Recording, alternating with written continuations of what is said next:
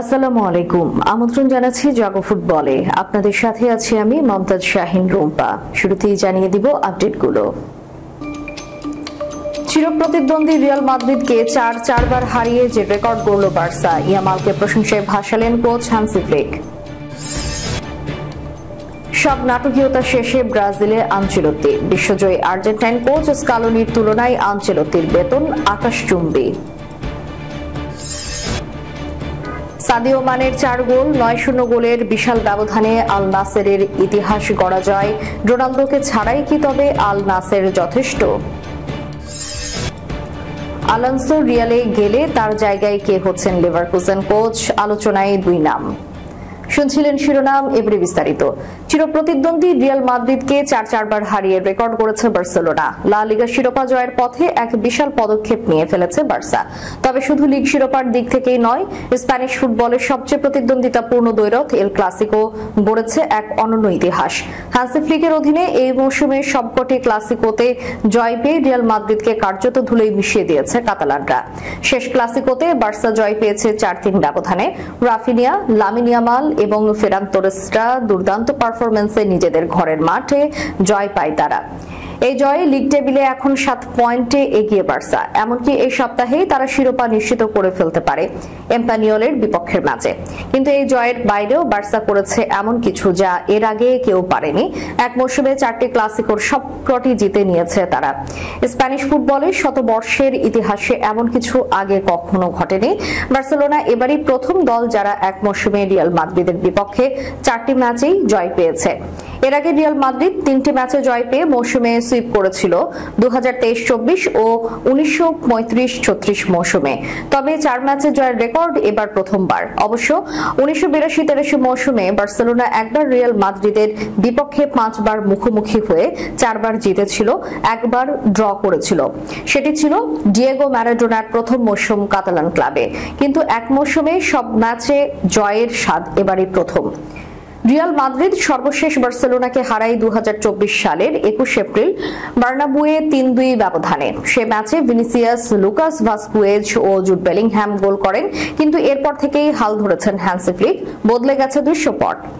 Hansi ফ্লিকের অধীনে বার্সেলোনার এই উত্থান শুধু ক্লাসিকো জয়ে সীমাবদ্ধ নয়, বরং নতুন যুগের বার্তা দিচ্ছে।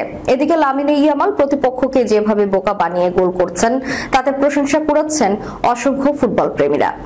বার্সেলোনা কোচ হান্সি ফ্লিক রীতিমতো মুগ্ধ ইয়ামালের পারফরম্যান্স দেখে। বার্সেলোনার বিস্ময় বালক তকমা ইয়ামাল অনেক আগেই পেয়ে গেছেন।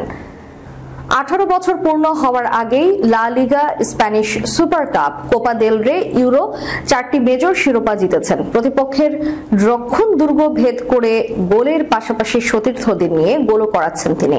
এস্তাদিও অলিম্পিক কোম্পানিজ লুইজ স্টেডিয়ামে এল ক্লাসিকো জয়ের পর ইয়ামালকে নিয়ে প্রশংসা ঝরেছে ফ্লিকের কণ্ঠে। ম্যাচ শেষে সংবাদ সম্মেলনে বার্সা কোচ বলেন, ইয়ামাল বাচ্চা নয়, ভালো করছে সে। তার আত্মবিশ্বাস আছে, যে কোনো কিছু যে সে করতে পারবে সেই বিশ্বাসটা তার আছে। সে অনেক বুদ্ধিমানও। অবশেষে সব অপেক্ষার অবসান। 5 বারের বিশ্বকাপ চ্যাম্পিয়ন ব্রাজিলের কোচ হয়েছেন কার্লো আনচেলত্তি। নিজেদের ফুটবল ইতিহাসে এই প্রথমবার কোনো পূর্ণকালীন বিদেশি কোচ নিয়োগ দিল ব্রাজিল। 65 বছর বয়সী এই ইটালিয়ানকে হেড কোচের দায়িত্ব দেওয়ার বিষয়টি নিশ্চিত করেছে ব্রাজিলিয়ান ফুটবল কনফেডারেশন। আগামী 26 মে থেকে আনচেলত্তির আনুষ্ঠানিক পথ চলা শুরু হবে। আজ এক বিবৃতিতে আনচেলত্তিকে কিংবদন্তি আখ্যা দিয়ে ব্রাজিলিয়ান ফুটবল কনফেডারেশন তাদের নয়া এই কোচের বিষয়টি নিশ্চিত করেছে। বিবৃতিতে সিবিএফ লিখেছে, আনচেলত্তিকে সিবিএফ পরিবার উষ্ণ অভ্যর্থনা জানায় এবং তার নেতৃত্বে সাফল্যের নতুন যুগের প্রত্যাশা করে। তা এত অপেক্ষা আর নাটকের পর যাকে পাচ্ছে তার বেতন কত দেবে ব্রাজিল, সেটি ফাঁস করে দিয়েছে ব্রাজিলের সংবাদ মাধ্যম গ্লোবো এস্পোর্তো। তাদের প্রতিবেদন অনুযায়ী 2026 বিশ্বকাপ পর্যন্ত চুক্তিতে ব্রাজিলের কোচ হিসেবে বছরে আনচেলত্তি পাবেন 1 কোটি ইউরো, বাংলাদেশি মুদ্রায় বছরে 135 কোটি টাকার কাছাকাছি। ফুটবলে খেলোয়াড়দের তুলনায় কোচদের বেতন নস্যি, যেখানে আবার ক্লাব ফুটবলের তুলনায় জাতীয় দলের কোচদের বেতন তো 500 টাকা কিছুই না মনে হওয়ার মতো। সেদিক থেকে দেখলে আনচেলত্তির বেতনের অঙ্কটা চোখ কপালে তোলার মতোই। তুলনাটা যদি টানা হয় ব্রাজিলের চিরপ্রতিদ্বন্দ্বী এবং বর্তমানে বিশ্বকাপ ও টানা দুবারের কোপা আমেরিকা জয়ী আর্জেন্টিনার কোচের বেতনের সঙ্গে। আনচেলত্তির বেতনটাকে আকাশ ছোঁয়া মনে হবে। আর্জেন্টিনার স্কালোনির বেতন যে এখন 25 লাখ ইউরো, আনচেলত্তি ব্রাজিলে পাবেন এর 4 গুণ।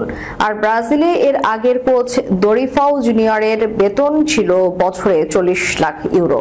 এত বেশি বেতনে আনচেলত্তিকে টানার পেছনে ব্রাজিলের উদ্দেশ্য বিশ্বব্যাপী একটা বার্তা ছড়িয়ে দেওয়াও বটে।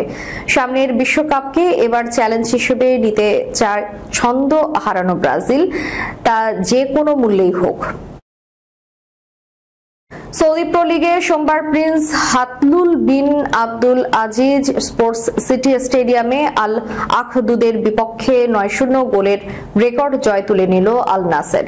সেটা আবার দলের সেরা তারকা ক্রিস্টিয়ানো রোনালদো ছাড়াই। লিগ শিরোপা দৌড়ে ছিটকে পড়লেও এই জয়ে আল নাসের পয়েন্ট টেবিলে 3য় স্থানে উঠে এসেছে। 31 ম্যাচে তাদের সংগ্রহ এখন 63 পয়েন্ট। এই ম্যাচটি ক্লাবটির ইতিহাসে সবচেয়ে বড় জয় হিসেবে রেকর্ডে ঠাঁই করে নিয়েছে।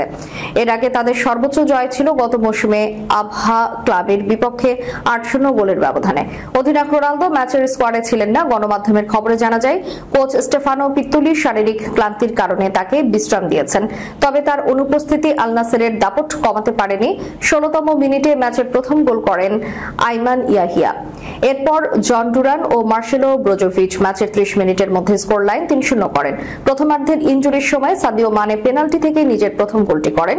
প্রথমার্ধে আল নাসেরের লিড দাঁড়ায় 4-0। বিরতির পরপরই ডুরান নিজের দ্বিতীয় গোলটি করেন। এরপর মানে পরপর 3টি গোল করে হ্যাট্রিক পূর্ণ করেন এবং ম্যাচে নিজের গোল সংখ্যা দাঁড় করান 4।